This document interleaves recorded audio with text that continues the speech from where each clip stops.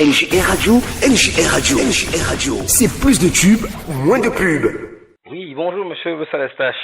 Oui, bonjour monsieur. Nous sommes de la radio NJR Radio. Oui. Il faut rappeler ici que vous êtes ancien commis de l'État ou fonctionnaire d'État du Cameroun, aujourd'hui en retraite. Vous avez décidé d'un challenge, 200 km à pied. Est-ce que vous pouvez nous en dire un peu plus, s'il vous plaît? Quel était l'objectif de ce projet? 250 km à pied, c'est quand même énorme. Pourquoi ce challenge? Le challenge, en réalité, c'est de dire merci au chef de l'État. Parce que être chef d'État, c'est être au centre de plusieurs sollicitations, notamment sollicitations économiques, et réaliser une route, un axe comme le nôtre qui part de Yaoundé jusqu'au nord, en passant par Nanga et Boko-Bertois, c'est un exploit. Et nous avons estimé qu'il était malvenu de rester indifférent ou insensible à cette réalisation qui est également un sacrifice du contribuable camerounais.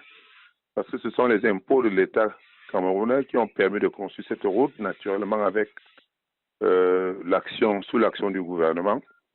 Et il était normal que nous disions merci au chef de ce gouvernement, au chef de cet État qui a bien décidé de faire cette route sur l'axe Yaoundé-Nanga et Boko-Bertois. Monsieur Donc voilà le mobile. Pardon. Voilà, allez-y, je vous écoute.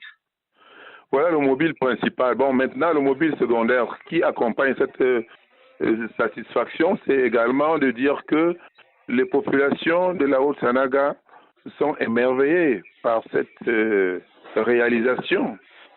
Et désormais, les difficultés que nous avions, on parcourait cette route comme un cauchemar, mais désormais, on le fait en dormant, en somnolant même dans la voiture.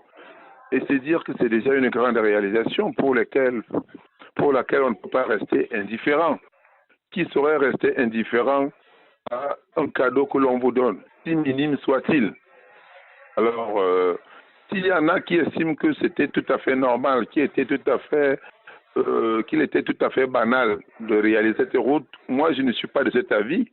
Je suis comme un chrétien, le 10e lépreux de la Bible. Le 10e lépreux qui dit, oui. Tu nous as guéri 10, même si les 9 autres sont partis, moi je suis revenu te dire merci. Voilà le mobile de mon projet. Ben, parfait. Monsieur, ça vous imaginez une démarche comme celle-là est quand même assez éprouvante. Comment avez-vous pu tenir dans toute cette distance-là? On imagine physiquement, c'est assez éprouvant. Qu'est-ce qui vous a donné la force? Bon, la force, comme je vous ai dit, c'est d'abord la foi en Dieu, la foi en le président Paul Biya, qui est un grand homme, même si les Camerounais de part et d'autre feignent de ne pas reconnaître sa grandeur. Moi, je dis c'est un grand homme, c'est un grand bâtisseur de notre pays. C'est la foi en lui-même, l'homme, la foi en son œuvre qui m'a mu pour que je puisse m'engager dans cette voie. C'est également une préparation physique que j'ai dû faire en me disant écrire une lettre de remerciement, c'est tout facile. Faire une motion de soutien, c'est encore facile. Une petite marche de soutien symbolique que l'on fait souvent dans les villes, sur 50 ou 100 mètres, c'est également bien, c'est significatif, mais un effort physique, un sacrifice physique avec des risques, des courbatures, des douleurs, parfois des souffrances. Je dis ça peut correspondre, n'est-ce pas, à l'expression de ce que je voudrais envoyer comme message à son destinataire, savoir le président de la République, son Excellence Paul Biya. Alors, monsieur Salestache, on a remarqué pendant votre longue épreuve que vous étiez avec d'autres personnes. Qui est cette personne-là, d'abord dans un premier temps? Est-ce qu'il y a des gens qui vous ont accompagné dans ce challenge?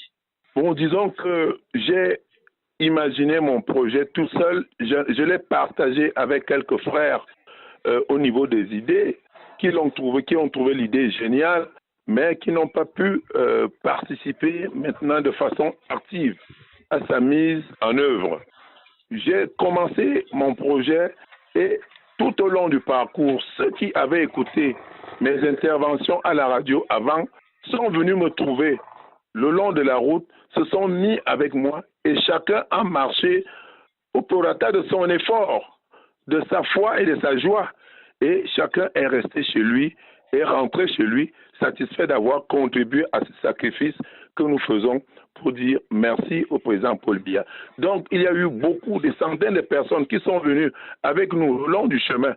Beaucoup également sont rentrés. Nous sommes arrivés à destination pratiquement à Obala qu'une quinzaine. C'est cette quinzaine-là qui a pu tenir. Et nous avons également été encadrés de part et d'autre par quelques autorités. Et nous disons merci à toutes ces autorités-là.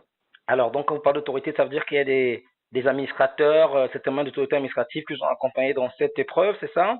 Tout à fait, tout à fait. Beaucoup ont compris le bien fondé de notre démarche, qui était une marche citoyenne, une marche de remerciement, donc une marche qui leur facilite à eux-mêmes la tâche, puisque ce sont les autorités qui gouvernent les unités administratives situées le long de cet axe national qui part de Yaoundé à Bertois. Donc ces autorités sont satisfaites de voir que leur action, leur déploiement sur le terrain est plus facile maintenant que le bitume est là. Il n'y avait donc pas de raison que les maires ou des sous-préfets ne soient pas contents de nous accompagner. C'est formidable. Alors dites-nous un peu, c'était quoi le point de départ et le point d'arrivée? Le point de départ, c'était Minta, aux confins de la région du centre et de celle de l'Est. Donc nous nous sommes fixés de faire le parcours de 250 km en 6 jours. Donc nous sommes partis de Minta dimanche et nous devrions arriver à Yaoundé, le point d'arrivée vendredi après-midi. Bon, à la dernière étape, on a connu quelques petits couacs. Qu'à cela ne tienne, ça s'est bien déroulé, ça va, nous sommes satisfaits. Alors satisfait d'être arrivé à Yaoundé, c'est ça? Pas totalement à Yaoundé. Les mobiles de sécurité de l'État par les périodes qui courent nous ont demandé de ne pas faire notre entrée dans la ville, pour ne pas une entrée triomphale dans la ville, parce que nous avons des gens qui nous attendaient à l'entrée de la ville, ensuite au boulevard du 20 mai, d'autres au Lembe vers le stade, des gens qui s'étaient organisés spontanément pour nous attendre. Bon, on a craint que cela ne parvienne à attirer des esprits malveillants et que l'on aboutisse à une émeute. Et c'est pour cela qu'on est plutôt entré dans la ville discrètement. Satisfaction générale après ce défi relevé. Oui, tout à fait, tout à fait. Nous rendons grâce à Dieu de nous avoir permis de tenir, aussi bien par rapport aux épreuves physiques que par rapport à tout ce qui pouvait être comme risque. Parce qu'il est arrivé que l'on marchait de nuit. Les premiers jours, nous faisions du 50-60 km par jour. Vous comprenez que pour les gens qui ne sont pas des professionnels, ça prenait souvent 11-12 heures de marche ininterrompue. Exactement. Donc c'était très éprouvant au début, mais à la fin, et moi-même et quelques jeunes qui étaient autour de moi, tout le monde était tellement satisfait que même si on nous demandait d'aller vers Douala, on y serait parti.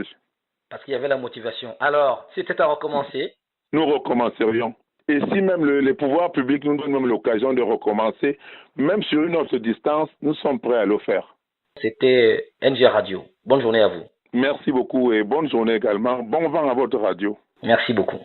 NGR Radio, NGR Radio, NGR Radio. C'est plus de tubes, moins de pubs.